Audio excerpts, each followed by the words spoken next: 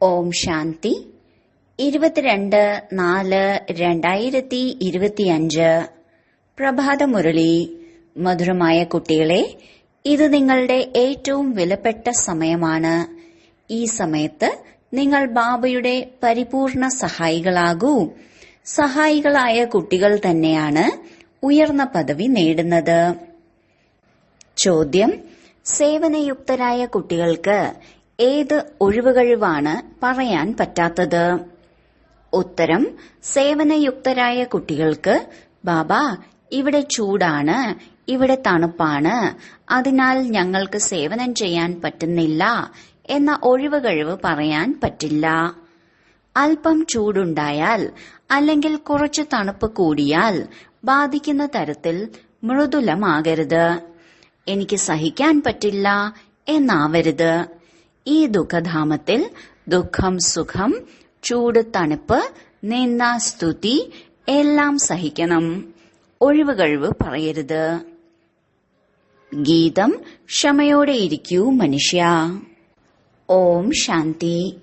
സുഖം, ദുഃഖം എന്ന് എന്തിനെയാണ് പറയുന്നത് എന്നത് കുട്ടികൾക്കറിയാം.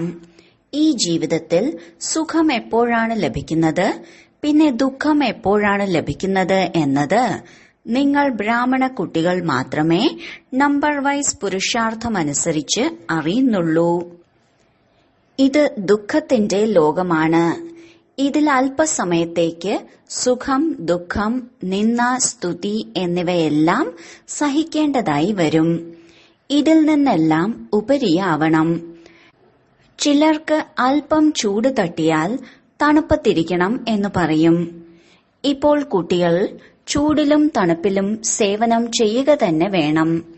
ഈ സമയത്ത് അല്പം കൂടുതൽ ദുഃഖമുണ്ടായാലും പുതിയ കാര്യമല്ല. ഇത് ദുഃഖധാമം തന്നെയാണ്. ഇപ്പോൾ നിങ്ങൾ കുട്ടികൾക്ക് സുഖധാമത്തിലേക്ക് പോകുന്നതിനുള്ള പരിപൂർണ പുരുഷാർത്ഥം ചെയ്യണം. ഇത് നിങ്ങളുടെ വളരെ വിലപ്പെട്ട സമയമാണ്. ഇതിൽ ഒഴിവുകഴിവുകൾ നടക്കില്ല. ബാബ സേവനയുക്തരായ കുട്ടികളോട് പറയുന്നു, ആർക്കാണോ സേവനം എന്തെന്ന് പോലും അറിയാത്തത് അവരെ കൊണ്ട് ഒരു ഉപകാരവുമില്ല. ഇവിടേക്ക് ബാബ വന്നിരിക്കുന്നത് ഭാരതത്തെ മാത്രമല്ല, മുഴുവൻ വിശ്വത്തെയും സുഖധാമമാക്കി മാറ്റാനാണ്. അതിനാൽ ബ്രാഹ്മണ കുട്ടികൾ തന്നെയാണ് ബാബയുടെ സഹായിയായി വേണ്ടത്. ബാബ വന്നിരിക്കുകയാണ്. അതിനാൽ ബാബയുടെ ശ്രീമതം അനുസരിച്ച് നടക്കണം. സ്വർഗമായിരുന്ന ഭാരതം ഇപ്പോൾ നരകമാണ്. അതിനെ വീണ്ടും സ്വർഗമാക്കി മാറ്റണം. ഇതും ഇപ്പോൾ മനസ്സിലായി. സത്യയുഗത്തിൽ ഈ പവിത്രമായ രാജാക്കന്മാരുടെ രാജ്യമുണ്ടായിരുന്നു. വളരെ സുഖിയായിരുന്നു. പിന്നീട് അപവിത്ര രാജാക്കന്മാരായും മാറുന്നു. ഈശ്വരാർത്ഥം ദാനപുണ്യങ്ങൾ ചെയ്യുന്നതിലൂടെ അവർക്കും ശക്തി ലഭിച്ചിരുന്നു. ഇപ്പോഴുള്ളത് പ്രജകളുടെ രാജ്യമാണ്. പക്ഷെ ഇവർക്ക് ഭാരതത്തിന്റെ സേവനം ചെയ്യാൻ സാധിക്കില്ല. ഭാരതത്തിന്റെ അഥവാ ലോകത്തിന്റെ സേവനം ഒരേ ഒരു പരിധിയില്ലാത്ത അച്ഛനാണ് ചെയ്യുന്നത്. ഇപ്പോൾ ബാബ കുട്ടികളോട് പറയുന്നു, മധുരമായ മക്കളെ, ഇപ്പോൾ എന്റെ സഹായിയാകൂ. എത്ര സ്നേഹത്തോടെ മനസ്സിലാക്കി തരുന്നു. ദേഹി അഭിമാനിയായ കുട്ടികൾക്ക് മനസ്സിലാകും. ദേഹാഭിമാനമുള്ളവർ എന്ത് സഹായം ചെയ്യാനാണ്? എന്തുകൊണ്ടെന്നാൽ അവർ സ്വയം മായയുടെ ചങ്ങലകളിൽ കുടുങ്ങിക്കിടക്കുകയാണ്. ഇപ്പോൾ ബാബ നിർദ്ദേശം നൽകിയിട്ടുണ്ട്. അതായത് എല്ലാവരെയും മായയുടെ ചങ്ങലകളിൽ നിന്നും ഗുരുക്കന്മാരുടെ വലയിൽ നിന്നും രക്ഷിക്കൂ. നിങ്ങളുടെ ജോലി തന്നെ ഇതാണ്. ബാബ പറയുന്നു, ആരാണോ എന്റെ നല്ല സഹായികളായി മാറുന്നത് അവരാണ് പദവി നേടുന്നത്. ബാബ സ്വയം സന്മുഖത്ത് പറയുന്നു, ഞാൻ എന്താണോ എങ്ങനെയാണോ സാധാരണമായതിനാൽ എന്നെ പൂർണമായി അറിയുന്നില്ല. ബാബ നമ്മെ വിശ്വത്തിന്റെ അധികാരിയാക്കി മാറ്റുകയാണ് എന്നത് അറിയില്ല. ഈ ലക്ഷ്മി നാരായണന്മാർ വിശ്വത്തിന്റെ അധികാരികളായിരുന്നു. ഇതും ആർക്കും അറിയില്ല. ഇവരെങ്ങനെയാണ് രാജ്യം നേടിയത്? പിന്നീട് എങ്ങനെയാണ് അത് നഷ്ടപ്പെടുത്തിയത് എന്നത് ഇപ്പോൾ നിങ്ങൾക്കറിയാം. മനുഷ്യരുടേതാണെങ്കിൽ തീർത്തും തുച്ഛബുദ്ധിയാണ്. ഇപ്പോൾ ബാബ വന്നിരിക്കുകയാണ് എല്ലാവരുടെയും ബുദ്ധിയുടെ പൂട്ട് തുറക്കാൻ, കല്ല് ബുദ്ധിയിൽ നിന്നും പവിഴ ബുദ്ധിയാക്കാൻ. ബാബ പറയുന്നു, ഇപ്പോൾ സഹായിയാകൂ. ലോകർ അവർ ഭഗവാന്റെ സഹായികളാണ് എന്ന് പറയാറുണ്ട്. പക്ഷെ അവർ സഹായി ആവുന്നതേയില്ല. ഭഗവാൻ വന്ന് ആരെയാണോ പാവനമാക്കി മാറ്റുന്നത് അവരോടാണ് പറയുന്നത്, ഇപ്പോൾ മറ്റുള്ളവരെയും തനിക്ക് സമാനമാക്കി മാറ്റൂ, ശ്രീമതം അനുസരിച്ച് നടക്കൂ. ബാബ വന്നിരിക്കുന്നത് തന്നെ പാവനമായ സ്വർഗം നിർമ്മിക്കാനാണ്. നിങ്ങൾ ബ്രാഹ്മണ മക്കൾക്കറിയാം, ഇത് മൃത്യുലോകമാണ്. ഇരുന്ന ഇരിപ്പിൽ പെട്ടെന്ന് മരണം സംഭവിക്കുന്നു. എങ്കിൽ എന്തുകൊണ്ട് നമുക്ക് പരിശ്രമിച്ച് ബാബയിൽ നിന്ന് പരിപൂർണ സമ്പത്ത് എടുത്ത് തന്റെ ഭാവി ഉണ്ടാക്കിക്കൂടാ? മനുഷ്യർ വാനപ്രസ്ഥ അവസ്ഥയിലെത്തിയാൽ ഇപ്പോൾ ഭക്തിയിൽ മുഴുകണം എന്ന് കരുതുന്നു. വാനപ്രസ്ഥ അവസ്ഥയിൽ എത്തുന്നതുവരെ നന്നായി പണം സമ്പാദിച്ചുകൊണ്ടിരിക്കും. ഇപ്പോൾ നിങ്ങളെല്ലാവരുടെയും വാനപ്രസ്ഥ അവസ്ഥയാണ്. എങ്കിൽ എന്തുകൊണ്ട് ബാബയുടെ സഹായി ആയിക്കൂടാ? നാം ബാബയുടെ സഹായി ആവുന്നുണ്ടോ എന്ന് ഹൃദയത്തോട് ചോദിക്കണം. സർവീസബിളായ കുട്ടികൾ പ്രശസ്തരാണ്, നന്നായി പരിശ്രമിക്കുന്നു. യോഗത്തിലിരിക്കുന്നതിലൂടെ സേവനം ചെയ്യാൻ സാധിക്കും. ഓർമ്മയുടെ ശക്തിയിലൂടെ വേണം മുഴുവൻ ലോകത്തെയും പാവനമാക്കാൻ. മുഴുവൻ വിശ്വത്തെയും പാവനമാക്കാൻ നിങ്ങൾ നിമിത്തമായിരിക്കുന്നു. നിങ്ങൾക്കായി പിന്നീട് പവിത്രമായ ലോകവും ആവശ്യമാണ്. അതിനാൽ പതീതമായ ലോകത്തിന്റെ വിനാശവും ഉണ്ടാകണം. ഇപ്പോൾ എല്ലാവരോടും ഇതുതന്നെ പറയൂ, അതായത് ദേഹാഭിമാനം ഉപേക്ഷിക്കൂ. ഒരു ബാബയെ മാത്രം ഓർമ്മിക്കൂ. ബാബ തന്നെയാണ് പതിത പാവനൻ. എല്ലാവരും ഓർമ്മിക്കുന്നതും അവരെ തന്നെയാണ്. സാധു സന്യാസിമാർ എല്ലാവരും വിരൽ ചൂണ്ടിക്കൊണ്ട് സൂചന നൽകുന്നതും ഇത് തന്നെയാണ്. അതായത് പരമാത്മാവ് ഒന്നാണ്, അവർ തന്നെയാണ് എല്ലാവർക്കും സുഖം നൽകുന്നവർ. ഈശ്വരൻ അഥവാ പരമാത്മാവ് എന്ന് പറയുന്നു, പക്ഷെ അവരെ ആരും അറിയുന്നില്ല. ചിലർ ഗണേശനെ, ചിലർ ഹനുമാനെ, എങ്കിൽ ചിലർ തന്റെ ഗുരുവിനെ ഓർമ്മിച്ചുകൊണ്ടിരിക്കുന്നു. ഇപ്പോൾ നിങ്ങൾക്കറിയാം, അതെല്ലാം ഭക്തി മാർഗത്തിലേതാണ്. ഭക്തിമാർഗവും പകുതി കൽപ്പം നടക്കുന്നുണ്ട്. വലിയ വലിയ ഋഷി മുനിമാർ പോലും അറിയില്ല എന്നാണ് പറഞ്ഞു വന്നത്.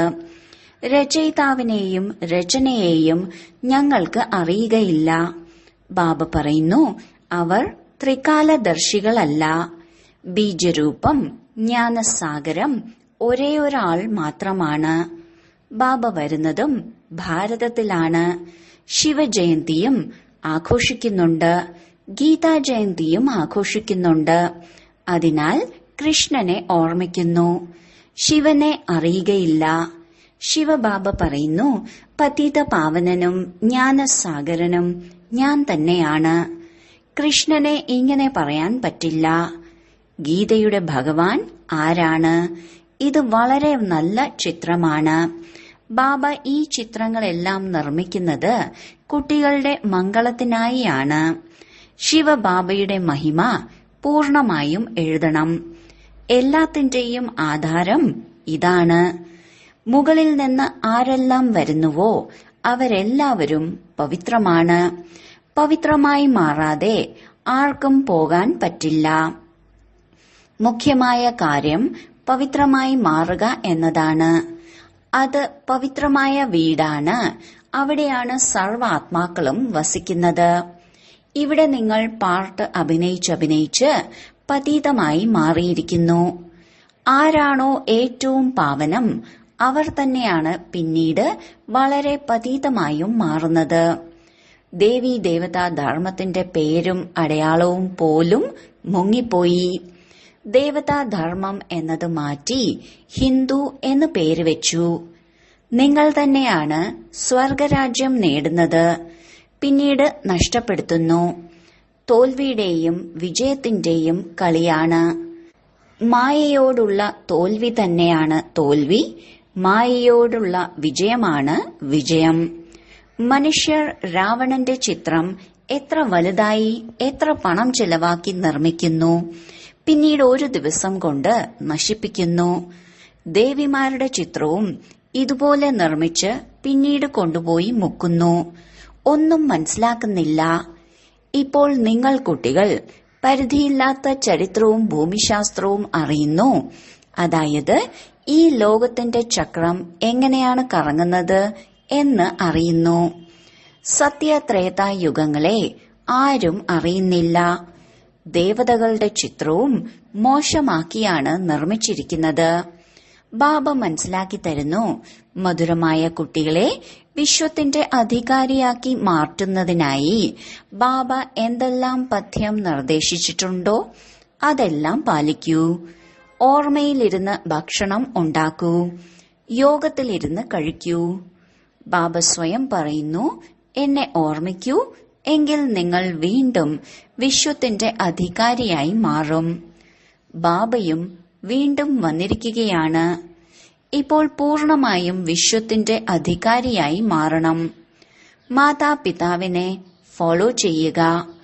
പിതാവ് മാത്രമാവുക സാധ്യമല്ല. സന്യാസിമാർ പറയുന്നു, ഞങ്ങൾ എല്ലാവരും പിതാക്കന്മാരാണെന്ന്. ആത്മാവ് തന്നെയാണ് പരമാത്മാവ്. പക്ഷേ അത് തെറ്റാണ്. ഇവിടെ മാതാവും പിതാവും രണ്ടുപേരും പുരുഷാർത്ഥം ചെയ്യുന്നുണ്ട്. മാതാപിതാവിനെ ഫോളോ ചെയ്യൂ എന്ന വാക്കും ഇവിടെ ഉള്ളതാണ്. ഇപ്പോൾ നിങ്ങൾക്കറിയാം, ആരാണോ വിശ്വത്തിന്റെ അധികാരികളാകുന്നത്, പവിത്രമായി ഇരുന്നത്, അവർ ഇപ്പോൾ അപവിത്രമാണ്, വീണ്ടും പാവനമായി മാറുകയാണ്.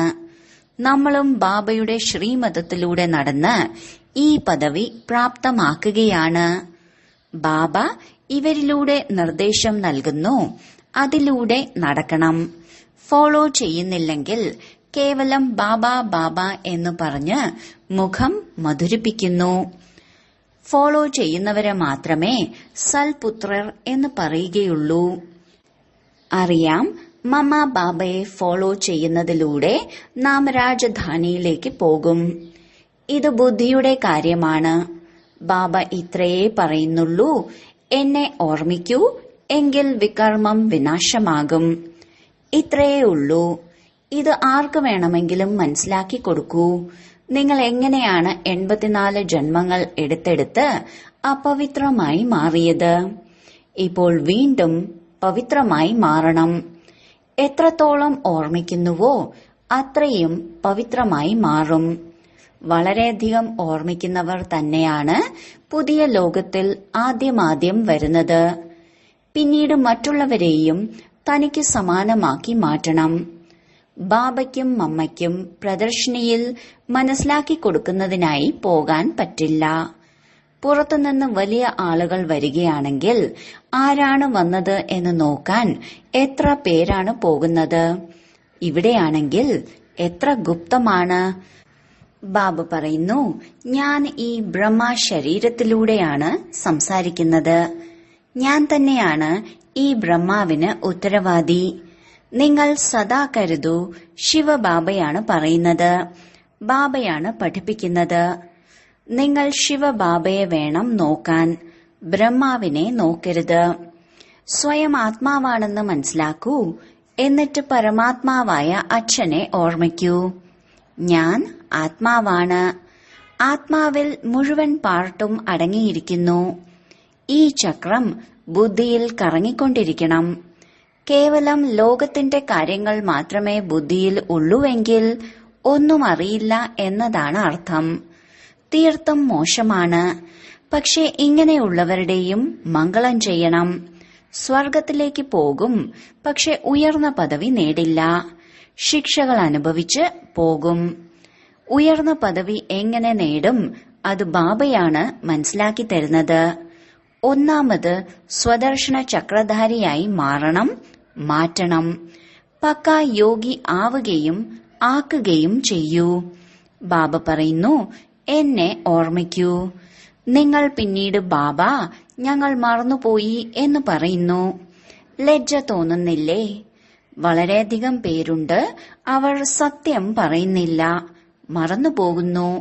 ബാബ പറഞ്ഞിട്ടുണ്ട്, ആര് വന്നാലും അവർക്ക് ബാബയുടെ പരിചയം നൽകൂ. ഇപ്പോൾ 84ന്റെ ചക്രം പൂർത്തിയാവുകയാണ്. തിരിച്ചു പോകണം. രാമനും പോയി, രാവണനും പോയി. ഇതിന്റെയും അർത്ഥം എത്ര സഹജമാണ്.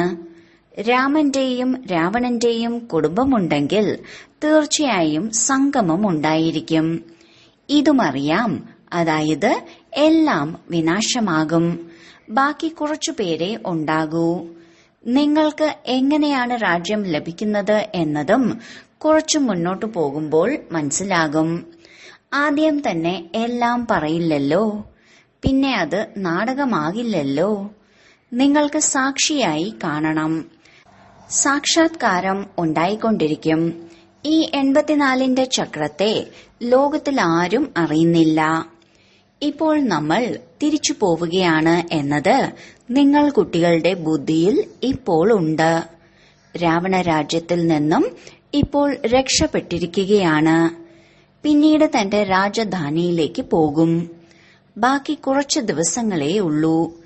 ഈ ചക്രം കറങ്ങിക്കൊണ്ടിരിക്കുമല്ലോ.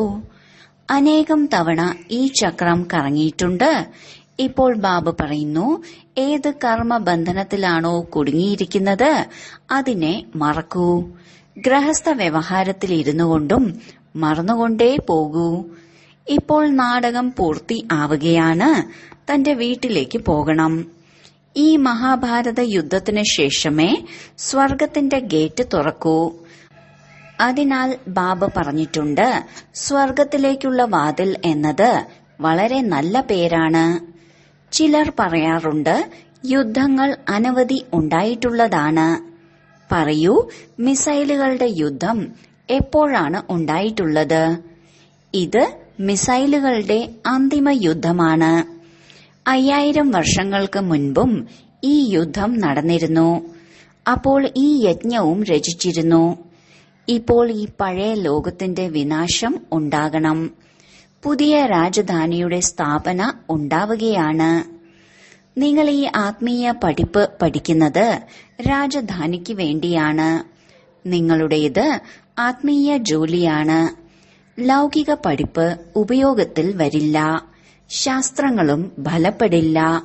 എങ്കിൽ പിന്നെ എന്തുകൊണ്ട് ഈ ജോലിയിൽ മുഴുകിക്കൂടാ?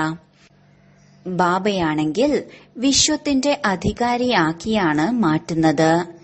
ഏതു പഠിപ്പിൽ മുഴുകണം എന്നത് ചിന്തിക്കണം. അവരാണെങ്കിൽ കുറഞ്ഞ ഡിഗ്രിക്ക് വേണ്ടിയാണ് പഠിക്കുന്നത്. നിങ്ങൾ പഠിക്കുന്നത് രാജധാനിക്ക് വേണ്ടിയാണ്. എത്ര രാവും പകലും തമ്മിലുള്ള വ്യത്യാസമാണ്. ആ പഠിപ്പ് പഠിക്കുന്നത് കൊണ്ട് കടല പോലും ലഭിക്കുമെന്ന് തോന്നുന്നില്ല. ആരെങ്കിലും ശരീരം ഉപേക്ഷിച്ചാൽ അവരുടെ കടലയും പോയി. ഈ സമ്പാദ്യമാണെങ്കിൽ കൂടെ വരുന്നതാണ്. മരണം തലയ്ക്ക് മുകളിലുണ്ട്. ആദ്യം നാം നമ്മുടെ പൂർണ്ണ സമ്പാദ്യം ഉണ്ടാക്കണം. ഈ സമ്പാദ്യം ഉണ്ടാക്കി ലോകം വിനാശമാകണം. നിങ്ങളുടെ പഠിപ്പ് പൂർത്തിയാകുമ്പോഴേ വിനാശമുണ്ടാകൂ. നിങ്ങൾക്കറിയാം, ഏതെല്ലാം മനുഷ്യരുണ്ടോ അവരുടെ കൈപ്പിടിയിലാണ് കടല. അതിനെ തന്നെ കുരങ്ങനെ പോലെ മുറുകെ പിടിച്ചുകൊണ്ടിരിക്കുകയാണ്. ഇപ്പോൾ നിങ്ങൾ രത്നങ്ങൾ നേടുകയാണ്. ഈ കടലകളോടുള്ള മമത്വം ഇല്ലാതാക്കൂ. എപ്പോൾ നല്ല രീതിയിൽ മനസ്സിലാക്കുന്നുവോ അപ്പോഴേ കൈപ്പിടിയിലുള്ള കടല വിടൂ. ഇതെല്ലാം ചാരമാകാനുള്ളതാണ്. ശരി, വളരെ കാലത്തെ വേർപാടിന് ശേഷം തിരികെ കിട്ടിയ മധുരമധുരമായ സന്താനങ്ങൾക്ക് മാതാവും പിതാവുമായ ബാബ്ദാദയുടെ സ്നേഹസ്മരണകളും പുലർക്കാല വന്ദനവും. ആത്മീയ പിതാവിന്റെ ആത്മീയ കുട്ടികൾക്ക് നമസ്തേ. ധാരണയ്ക്കുള്ള മുഖ്യസാരം: 1. ആത്മീയ പഠിപ്പ് പഠിക്കുകയും പഠിപ്പിക്കുകയും വേണം. അവിനാശി ജ്ഞാനരത്നങ്ങളാൽ തന്റെ ഉള്ളം കൈ നിറയ്ക്കണം. കടലയ്ക്ക് പിന്നാലെ പോയി സമയം വ്യർത്ഥമാക്കരുത്. 2. ഇപ്പോൾ നാടകം പൂർത്തി ആവുകയാണ്. സ്വയത്തെ കർമ്മബന്ധനത്തിൽ നിന്നും മുക്തമാക്കണം. സ്വദർശന ചക്രധാരിയായി മാറുകയും മാറ്റുകയും വേണം. മാതാപിതാവിനെ ഫോളോ ചെയ്ത് രാജപദവിക്ക് അധികാരിയായി മാറണം. വരദാനം: സങ്കല്പത്തെ പോലും പരിശോധിച്ച് വ്യർത്ഥത്തിന്റെ കണക്കിനെ സമാപ്തമാക്കുന്ന ശ്രേഷ്ഠ സേവാധാരിയായി ഭവിക്കട്ടെ. ശ്രേഷ്ഠ സേവാധാരി അവരാണ് ആരുടെയാണോ ഓരോ സങ്കല്പവും ശക്തിശാലി ആയിരിക്കുന്നത്. ഒരു സങ്കല്പം പോലും വ്യർത്ഥമായി പോകില്ല. എന്തുകൊണ്ടെന്നാൽ സേവാധാരി അർത്ഥം വിശ്വമാകുന്ന സ്റ്റേജിൽ അഭിനയിക്കുന്നവർ. മുഴുവൻ വിശ്വവും താങ്കളെ കോപ്പി ചെയ്യുന്നു. അഥവാ താങ്കളുടെ ഒരു സങ്കല്പം വ്യർത്ഥമാക്കിയാൽ കേവലം താങ്കൾക്ക് മാത്രമല്ല വ്യർത്ഥമാക്കിയത്, മറിച്ച് അനേകർക്ക് നിമിത്തമാവുകയാണ്. അതിനാൽ ഇപ്പോൾ വ്യർത്ഥത്തിന്റെ കണക്കിനെ സമാപ്തമാക്കി ശ്രേഷ്ഠ സേവാധാരി ആകൂ. സ്ലോഗൻ: സേവനത്തിന്റെ വായുമണ്ഡലത്തിനോടൊപ്പം പരിധിയില്ലാത്ത വൈരാഗ്യവൃത്തിയുടെ വായുമണ്ഡലം സൃഷ്ടിക്കൂ. അവ്യക്ത സൂചന: കമ്പൈൻഡ് രൂപത്തിന്റെ സ്മൃതിയിലൂടെ സദാ വിജയിയാകൂ. സംഗമയുഗം കമ്പൈൻഡായി ഇരിക്കാനുള്ള യുഗമാണ്. ബാബയിൽ നിന്ന് മാറിയിരിക്കാൻ സാധിക്കില്ല. സദാകാലത്തേക്കും കൂട്ടുകാരനാണ്. സദാ ബാബയോടൊപ്പം ഇരിക്കുക അർത്ഥം സദാ സന്തുഷ്ടരായി ഇരിക്കുക. ബാബയും താങ്കളും സദാ കമ്പൈൻഡ് ആണെങ്കിൽ കമ്പൈൻഡിന്റെ ശക്തി വളരെ വലുതാണ്. ഒരു കാര്യത്തിന് പകരം 1000 കാര്യങ്ങൾ ചെയ്യാൻ കഴിയും. എന്തുകൊണ്ടെന്നാൽ 1000 കൈകളുള്ള ബാബ താങ്കളോടൊപ്പമുണ്ട്. ഓം ശാന്തി.